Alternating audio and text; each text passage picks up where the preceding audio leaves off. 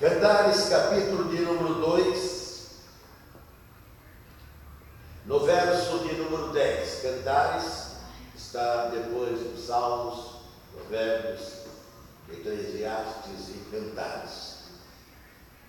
O capítulo 2, verso 10 diz: o meu amado, aqui Jesus Cristo para a igreja, fala e me diz: levanta-te, querida minha, a igreja, formosa minha, e vem. Porque eis que passou o inverno, cessou a chuva e se foi, aparecem as flores na terra, chegou o tempo de cantar, as aves e as rolas do céu, ouve-se nesta terra. A figueira começou a dar os seus frutos, e as vides em flor exalam o seu aroma. Levanta-te, querida minha, formosa minha, e vem. Oremos. Pai bendito, aqui está a tua palavra. Em nome de Jesus, eu oro pedindo a tua suficiência, a tua graça. Vem nos ajudar, Senhor, nesta reflexão, porque queremos, Senhor, este novo tempo, nós queremos esta nova vida, nós queremos a nova alegria que vem, Senhor Jesus, com o teu evangelho, com o teu espírito, com o teu poder, quando as fases ruins, elas são deixadas para trás, e nós olhamos, Senhor, o convite, as promessas, e assim, ó Deus, crendo, nós vemos elas se realizarem em nossas vidas. Que nada nos perturbe, incomode ou roube deste lugar, para a tua glória, em nome de Jesus. Amém. Eu coloquei como tema novo tempo para a minha vida. Existe no mundo duas maneiras de se viver, de estar na terra, e elas se dividem em existência e em vida. No século XVII houve um filósofo e matemático que é muito reverenciado. Lá na França, o nome dele é René Descartes, muito conhecido no meio dos formados aí, ou formandos.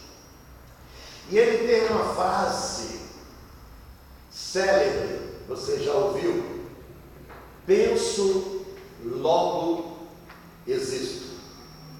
E eu fiquei pensando nessa frase hoje e fui buscar, algo para dizer a vocês na noite desse dia, porque ontem, dia 22, nós começamos de novo um novo ciclo da nossa vida. Na Terra, nesse hemisfério, nós estamos na primavera, nós entramos na primavera. E a primavera é uma estação bonita. Por quê? Porque ela traz expectativas do que acabamos de ler, de aromas, de cheiros, de o quê? De um tempo onde o inverno se foi. Quando eu estive em Israel, eu cheguei ali, e esse texto foi escrito lá. Esse texto foi escrito em Jerusalém. Eu estive num tempo razoavelmente bom ali, mas Israel, ele é, como demais outras terras, bastante sazonal. E quando chega o inverno, em Israel, os campos ficam cheios de neve, o gelo, a geada é muito grande. A chuva nesse tempo, ele é muito forte naquela região. Israel é um lugar que não tem muitas águas. Eu até disse para vocês que quando cheguei no Monte Hermon e vi aqueles tufos de água jorrando daquela rocha, eu não me contive. Depois que eu me abaixei, comecei a tomar, fez uma fila de gente, e eu vi que as pessoas começaram a fazer o mesmo. Basta não começar, Por isso que é bom você começar coisas boas, como beber aquela água, porque é a melhor água que eu já bebi na vida. gozo de si e alegria de toda a terra, e é como o quê? Como óleo precioso que desce sobre a barba de Arão, e também como o que as águas que saem lá do Monte Hermon. Davi também era um poeta por excelência, né? E então o que acontece? Israel não tem muitas águas. Estas águas do inverno são as águas que elas vão sustentar a vida em Israel durante os outros 3 períodos, né? E os outros 9 meses. Então, Deus, que tem demonstrado um grande amor por aquele lugar, tem feito essas maravilhas, né? Como o Monte Hermon, que você vê o ano todo, ele é coberto de neve, uma coisa fantástica. Então Israel fica coberto de neve, e evidentemente você sabe, né, que nas neves, ou no tempo de inverno, ou abundante inverno, o que acontece? A gente se esconde. Hoje, quando eu estava pensando nessa mensagem, eu já me vi fechando as vidraças do meu apartamento, da minha casa, porque os ventos estavam soprando fortes, né? Em alguns lugares, quando a gente era pequeno, né, e não tinha aquecedores, essas coisas todas, nós fazíamos fogueiras. Você acredita que tinha pessoas que faziam fogueira dentro das casas? Faziam fogueiras dentro da casa. Por quê? Porque não tinha como aquele pessoal, né, que tem umas posses, que tem aquela lareira bonita, né? Quando eu vou na casa da Gisele, eu vejo naquela sala aquela lareira, eu falo, fantástico isso aqui, né? E é elétrica ainda, não tem, né? Fantástico. Quando está frio, ela vai lá, liga aquela lareira, aquece o ambiente, tudo e tal. É fantástico. Então as pessoas faziam isso. E hoje eu ficava pensando sobre isso. O que é uma vida de inverno? É uma vida de reclusão. É uma vida onde você se abstém de muitas coisas. Você vê que quando chega o verão, quando chega a primavera, quando há o mês de outono, as pessoas com vestes, infelizmente, às vezes menores, mas bem mais, né, vaporosas, elas estão transitando de um lado para o outro. Mas você vê no inverno, mesmo no hemisfério como o nosso, as pessoas estão encolhidas, agasalhadas, não é mesmo? Elas estão procurando lugares aconchegantes, né? As casas são fechadas. Eu vejo que às vezes as vidraças e os espelhos lá de casa ficam eles todos com aquele vapor, porque estamos respirando lá e a mulher está mexendo lá nas panelas, essas coisas. Aí eu vou lá dar uma plitinha para entrar um pouco de ar, para circular, não é mesmo? O que representa esse tempo de inverno segundo o texto que nós lemos?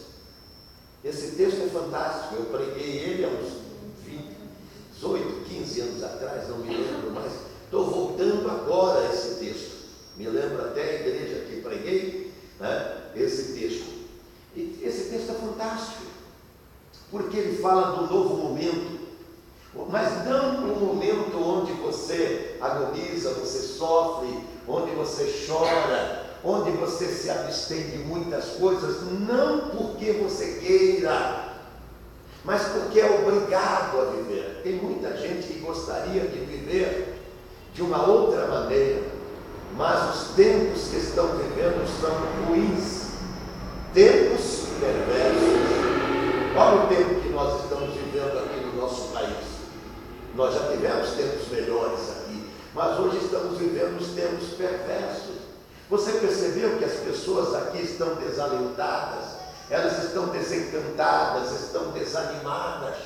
E quando eu olho isso, eu vejo por que tem que ser assim. Alguma coisa, são tempos sazonal, são cíclicos, não é mesmo? Agora, quando as coisas não estão acontecendo, o que a Bíblia aconselha você a fazer? Pensar. Ela fala, pondera, raciocina. Sabe o que é gostoso do ser humano? Porque Deus fez ele com mente, com cérebro, com raciocínio, com essa massa encefálica para você pensar. Evidentemente que ninguém vai conseguir viver uma vida toda de inverno. Se fosse assim, né, Deus não faria as 4 estações. e cada uma com o seu propósito. Quando há o inverno, você não sabe, mas o cientista diz que muitos germes, muitas bactérias, muitos vírus tropicais, quer dizer, nos tempos quentes, eles são mortos. Que se não houvesse esse tempo, a epidemia se alastrava de tantas formas, de maneira que a vida seria insustentável na Terra, como é nos outros demais planetas, que são gasosos, que não têm o nosso clima, o nosso oxigênio. Deus pensou em tudo com respeito à Terra. Mas Ele deu esse texto para nós, no dia de hoje, para você pensar o que é existência e o que é vida. Esse René Descartes, ele foi um grande matemático e também um grande filósofo, mas ele percebeu que a filosofia, tudo aquilo que ele criava na filosofia, de repente, diferente da matemática, de repente era esquecido, já era suplantado por outro conhecimento. E a vida ela vai evoluindo, não é mesmo? E chegou um momento de drama na vida dele, que ele acabou a desacreditar da própria vida. Mas quando ele pensou desta maneira, ele foi evidentemente estudar esse momento que ele estava vivendo. Veja o que ele fala sobre ele. Frequentou as melhores universidades da Europa. Descartes achava-se que não tinha aprendido nada de substancial, com exceção da matemática em seus estudos. Todas as teorias científicas acabavam por ser refutadas e substituídas por outro. Não havia nenhuma certeza verdadeira além, ele diz aqui, além da dúvida. Não havia nada além da dúvida. E, no entanto, Descartes então passou a duvidar de tudo, inclusive da própria existência e do mundo que o rodeava. Quando eu li isso daí hoje, tardezinha em casa, eu fiquei maravilhado. Por quê? Porque a maioria dos homens doutorados, cultos, esses que aparecem ganhando os prêmios Nobel, eles têm crise existencial. Por quê? Porque eles acreditam na existência. Eles não acreditam no quê? Na vida. E a vida, só para existir, ela é um desastre. Não aceite existir. Jesus disse em João 10:10, eu vim para que tenham vida e a tenham em abundância. Jesus trouxe, ele sabia que existir é como você arrastar o seu estado nesta terra. Tem muita gente, olha, são 7 bilhões e 200 milhões de pessoas na terra. Eu posso afirmar que quase 7 bilhões de pessoas, elas estão se arrastando na vida, elas não estão, eles só estão existindo. E isso é o pior que está, quer dizer, é uma subvida, chama-se subsistir. Elas estão o que? Se carregando. A vida se torna um fardo. Eu já vivi isso nessa terra. Você não saboreia, não saboreia os momentos. Algumas pessoas pensam, eu preciso ter muita grana para saborear. O que Paulo escreve lá no capítulo 4 de Filipenses? Ele diz assim, eu aprendi a me contentar com o que eu tenho. E eu aprendi a ser feliz, alegre, quer dizer, a viver tendo muito ou tendo pouco, comendo muito ou comendo pouco. Foi quando ele diz depois aquela frase célebre que as pessoas usam errado lá fora. Posso todas as coisas naquele que me fortalece. Paulo não tinha problema. Aliás, ele teve problema. Quando ele teve problema? Quando ele não vivia, quando ele existia. E na existência dele, o que Paulo fazia? Ele matava os outros, ele perseguia. A Bíblia diz ali no capítulo 8 de Atos dos Apóstolos, que ele foi o algoz, o que matou Estevão. Ele é que trazia até de outras regiões fora de Jerusalém, trazia os cristãos para serem apedrejados e mortos, diz a palavra de Deus, arrastando-os. Por que ele fazia isso? Porque ele existia, ou subsistia.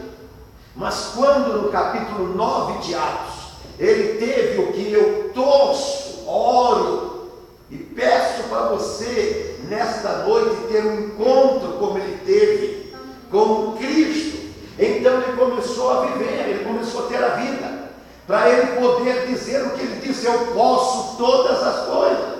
Porque a maioria das pessoas no mundo, eu não posso, eu não tenho dinheiro, eu não posso, eu não tenho uma boa roupa, eu não posso porque não tenho um bom carro, eu não posso porque eu não sou casado, não tenho uma mulher, não tenho filho, não tenho marido, eu não posso porque não tenho uma casa, eu não posso. Essa pessoa não está vivendo, ela está existindo.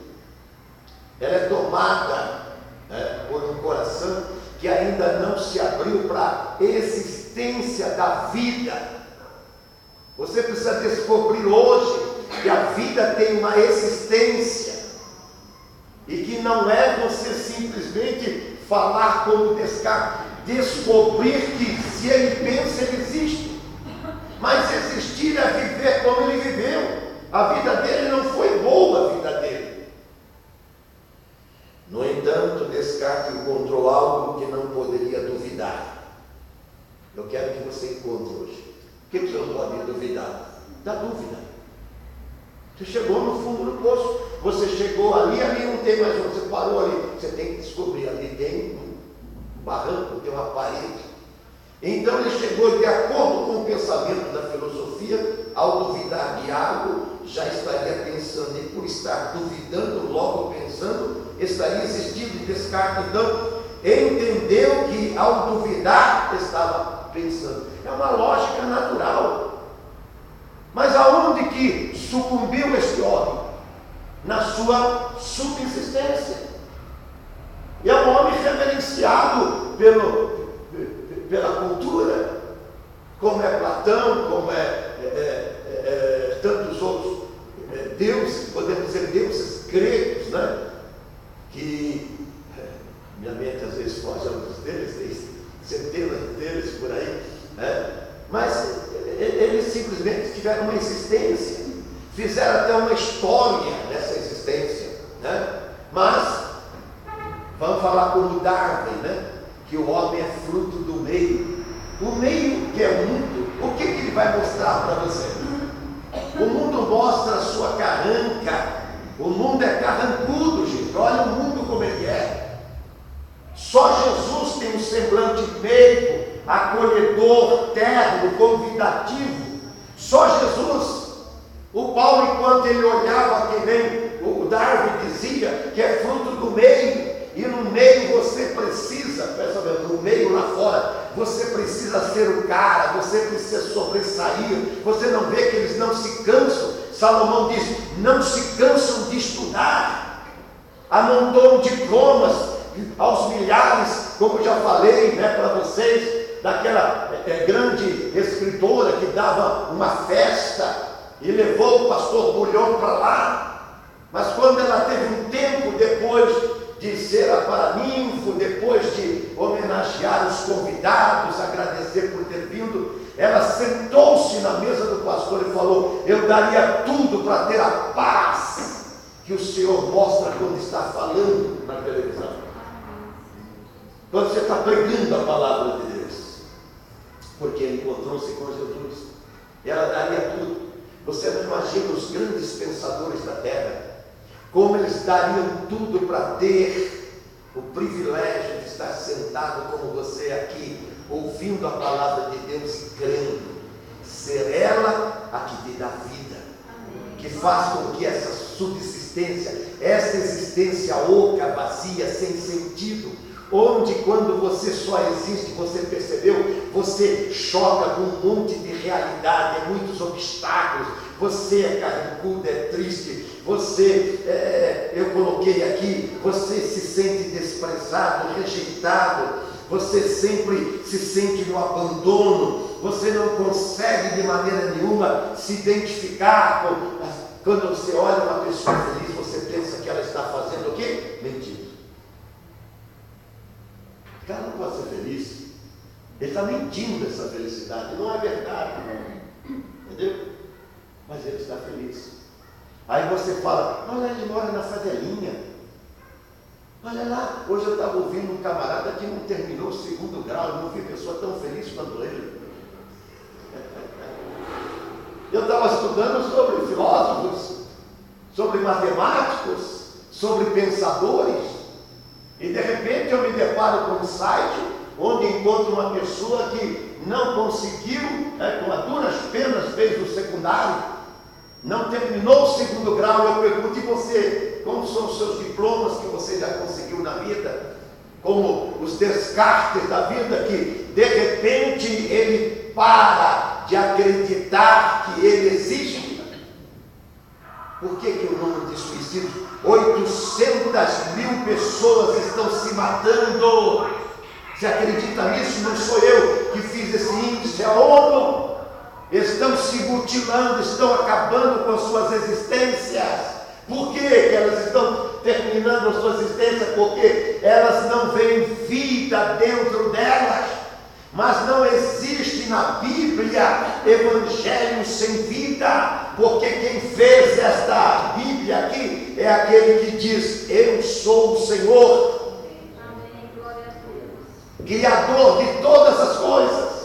E quando você olha todo o universo, quando minha filha que está lá na França, ligou para nós, eu estava assistindo, um cientista nesses canais da TV, e ele estava falando sobre os planetas. Você sabe que essa semana foram descobertos mais 2 planetas. Eu fico vendo o mundo científico, os astrônomos, os estudiosos, aqueles que colocam os seus rumos no espaço, e eles ficam ali nas suas telas examinando. Eu sou apaixonado por isso. Até quase lamentei minha filha ter ligado naquela hora. Estava muito gostoso mesmo, Mas aí até desliguei a TV para eu e minha esposa ficar conversando com ela, e ela dizendo, aqui está muito frio, lá na França começou o inverno. Eu falei, aqui já começou o tempo de cantar, já tinha mensagem já, porque era 6 horas quase, 6 horas quando ela ligou, 18 horas, E ela falou, eu vim tremendo de frio, que eu levei pouco agasalho. E aonde que ela foi? Você cantou aqui, vaso quebrado. Ela foi lá na Rio Song, ouviu o pastor que ela gosta, entendeu? E falou sobre, o tema de lá foi a existência também. Quase que falei para ela que nós íamos falar tudo isso. Você conhece Deus? Deus te conhece? Foi o tema lá na França hoje, lá em Paris. E esse Deus conhece o que você está fazendo? Para ele, foi o tema desse pastor. E ela falou, pai, eu gostei tanto da mensagem. Eu quase que digo para ela, pois é, nós vamos falar quase algo similar em relação a isso. Porque quando você conhece a Deus, que Paulo fala isso em Romanos, sendo conhecido de Deus, primeiro ele fala conhecendo a Deus, depois diz antes sendo conhecidos de Deus. Você viu que é uma via de mão dupla? Deus quer te conhecer, mas quer que você seja conhecido dele. Que te conheçam a ti como o único Deus. João 17:5. Como o único Deus. E a Jesus Cristo que ele enviou. É Jesus Cristo que dá essência de vida, que dá sabor, que coloca em você esse tempo novo, que talvez você não descobriu ainda. Por quê? Porque está centrado apenas no existir. A pessoa que existe, ela não morreu ainda. Agora a pessoa que vive, então, ela já morreu. Está lá no 6 em Romanos. E Coríntios também, Coríntios 5,17, Paulo diz: aqueles que estão em Cristo são uma nova criatura e o velho homem já passou. Quer dizer, a vida onde você se martiriza existindo, arrastando mágoas, tristeza, rancores. Eu converso com pessoas todos os dias. Ah, pastor, você não conhece a minha história. Eu quase que, às vezes, tenho vontade de falar: você conhece a minha? Eu tenho tudo para ser um cara frustrado, desiludido, desencantado com tudo. Ficar no canto murmurando e lamentando, sentar num canto de mundo e ficar ali apenas com o meu celular, mesmo, até sem ele, para não tratar de nada, porque o celular, no modo geral, está sendo uma desgraça na vida das pessoas. Eu vejo as pessoas dizerem: eu tenho 30 mil seguidores. Uma vez o Fábio de Mello ele não vai ouvir, né? Mas o Fábio de Mello, esse homem que passou por depressão, que ficou 8, 10 dias debaixo da cama dele, com a doença como o outro padre lá, o Marcelo, aconteceu com ele, entendeu? Ele, numa entrevista, ele colocou, né, ali diante, em 5 minutos, milhares de pessoas já foram curtir o que ele colocou. Mas por que ele foi atacado daquele jeito? Por que aconteceu isso com esse homem que eu orei por ele e continuo orando? Entendeu? Eu gostaria que ele orasse também, rezasse por mim também. É um moço virtuoso, mas está vivendo essa crise horrorosa. O inverno bateu sobre a vida dele e com tudo que ele tem, né, ele não conseguiu até agora. Ele disse que ele não para de tomar remédio. Eu só tomo água e como carne. Eu só tomo água e como carne. Água e como pão. Água e como ontem uma feijoada com a minha mulher. Muito gostosa. Entendeu? É isso que eu faço. Entendeu? E os anos vão chegando, as primaveras, né, vão chegando na minha vida, né, a cada dia. E eu vou curtindo cada dia como um presente desse Deus, né? E vivi também lá atrás o que o Paulo viveu. Por quê? Porque eu procurava viver, eu procurava existir, aliás, e não conhecia a vida. E a existência é a pior fase da vida de uma pessoa. A existência é a pior fase. Por quê? Porque ela não saboreia. O camarada ouve uma música. Por que né? Falei para minha mulher outro dia, veio na televisão, essa semana mesmo, está vendo lá Os Incríveis, está vendo lá o Alixance. Então, essas pessoas já estão praticamente quase mortas.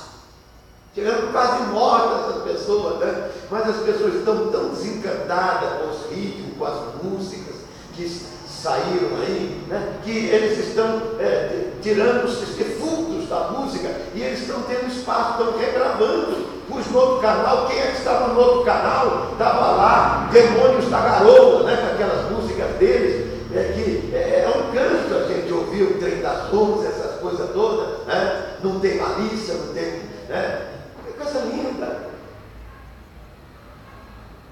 Aí eu fiquei olhando e falei: olha só, meu bem, a música não inspira ela, um bom filme não inspira ela, não consegue inspirar, entendeu? Até hoje eu pensava: você assistiu aquele filme Deixados para Trás? Quem assistiu aquele filme Deixados para Trás? Você viu aquele menino que tinha tudo para falar: azares, eu vou deixar que arrebenta essa casa, me largaram aqui, mas o que ele fez? O que você tem que fazer? Ele defendeu, cumpriu a casa dele. Ele não podia, aquele menino não podia vencer aqueles criminosos. Podia? Não podia. Mas ele não venceu. Por quê? Porque ele falou: aqui vocês não vão bagunçar não. Entendeu? Aí o que ele fez? Talvez foi para isso que eu fui deixado aqui. Foi o que eu pensei hoje com respeito a esse filme. Foi para isso. Se você está vivendo um momento ruim de inverno, talvez foi para isso que Deus colocou você. Por quê? Porque a Bíblia diz em Romanos que tudo daqueles que temem a Deus. Em Coríntios está isso. Coríntios 13.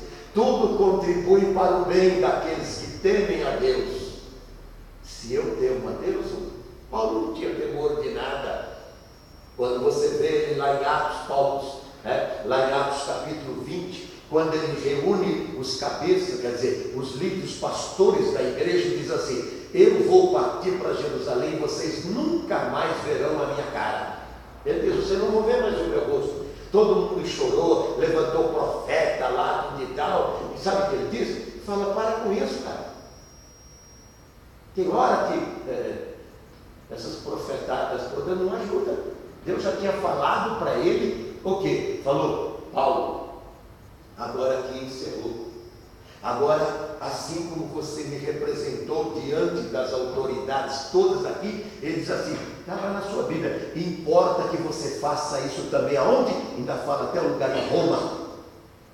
Você vai falar para o imperador, você vai falar para os grandes da terra. E ele foi e falou, não negou. Ele lamenta as pessoas não alcançarem a visão. Paulo não tinha medo, ele diz assim: e eu não estou disposto a ser preso, porque disseram, quando você chegar lá, vão te prender. Ele falou: eu estou disposto até morrer por ele.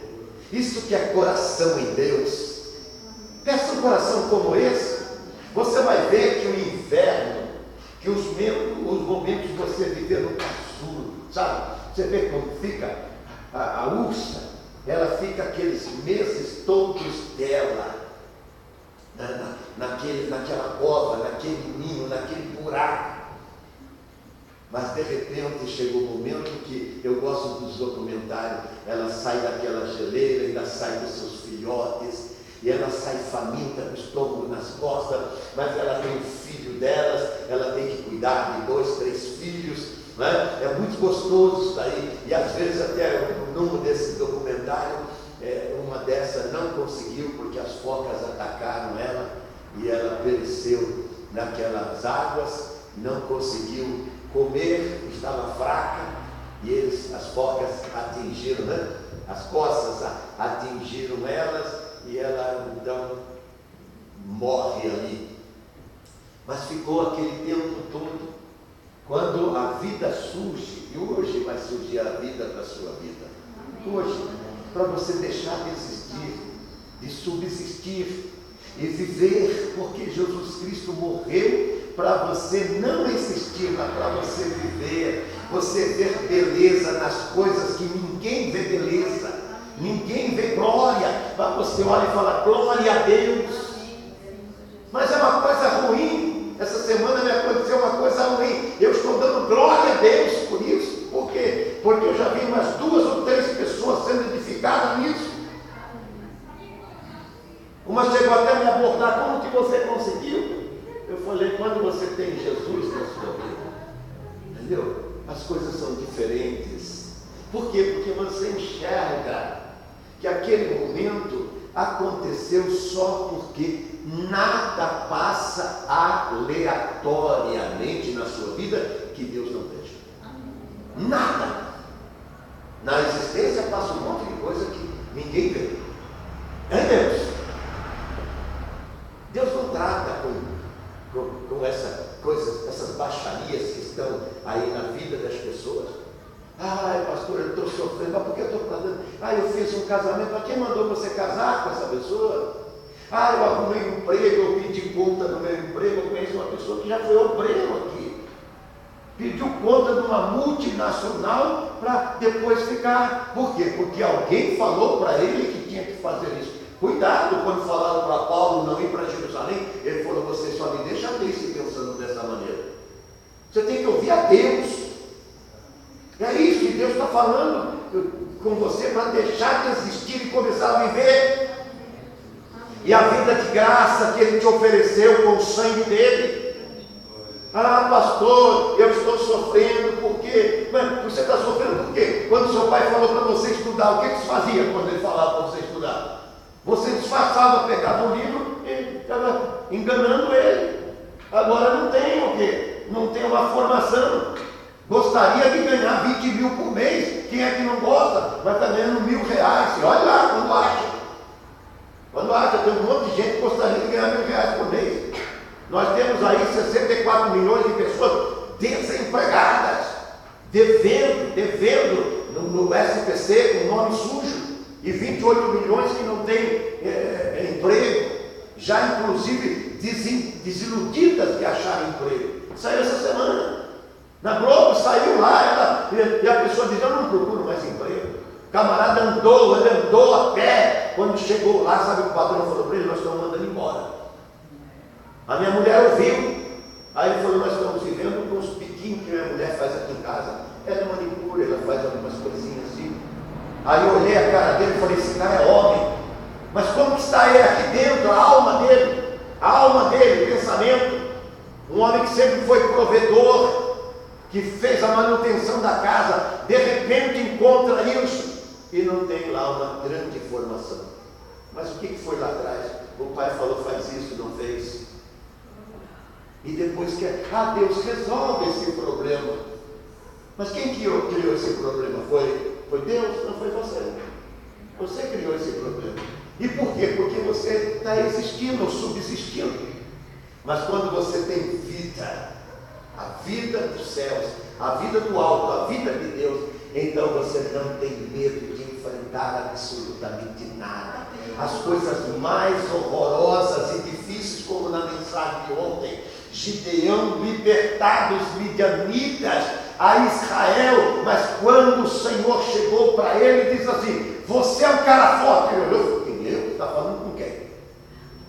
Está falando com quem? Você é um cara forte e você vai livrar. Vou te usar para você fazer grandes coisas. Ele teve lá, como você, as crises da existência dele, o que é as promessas, vivendo o que foi feito lá atrás. O que foi feito lá atrás, só essas igrejas de televisão que inventam aí, de trazer madeira, trazer óleo, trazer água, para ressuscitar esses cadáveres. O nosso Deus é de coisas novas.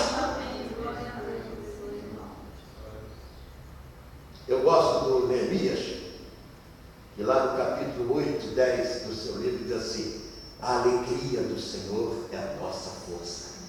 Eu gosto muito disso. Eu gosto de Ageu, no capítulo 2, verso 9, que ele diz assim, para aqueles que estavam desanimados, olhando a vida sem horizonte nenhum, ele diz: a glória da segunda casa vai ser maior do que da primeira casa. É o que o Salomão está falando para a Sulamita, que aqui é um tipo de Deus falando com a igreja, de Jesus falando com a igreja. Olha, amada minha igreja, olha como Jesus trata a igreja: amada minha, levanta-te, vem, porque ele está dizendo: acabou esse ciclo de mal. Agora é o tempo de cantar. Ele quer que você viva a vida com aromas, com cheiro. Significa o quê? Aquilo que está vivendo como a ursa na cova, ela defeca lá, os bichinhos estão nascendo ali, aquele mau cheiro todo. Ele diz: agora não, sai desse cubículo, sai desse casulo. Você não vê como a abelha faz? Ela fica lá enclausurada naquele casulo e passando por aquele processo difícil. Mas de repente você vê que ela vai expandindo aquele casulo. E ela abre um buraco. Você já viu nascer uma borboleta? É coisa linda. Aí ela olha assim, cheira o ar, ela já vê as flores, ela diz: o meu alvo é aquilo. Então ela sai batendo aquelas lindas asas, até alcançar o néctar. Vai saborear coisas boas, está aqui minha ursa. Saiu daquele lugar sujo, nojento. E o Senhor está dizendo para você nessa noite: acabou, acabou. Eu vou extinguir esse estado de vida que você está vivendo. Eu não quero que você exista. Eu quero que você viva a vida maior, vida de glória, vida abundante. Vem por quê? Porque eu preparei. Jesus preparou coisas maravilhosas para nós. E aonde que eu estou olhando? Eu estou olhando o que eu fiz, o que eu fazer. O diabo, ele é um expert em fazer você ter memória. E a Bíblia Sagrada diz: dos vossos pecados não me lembrarei. Você viu a diferença? O diabo te leva lá para trás, para você ver os seus pecados, seus erros, os tropicão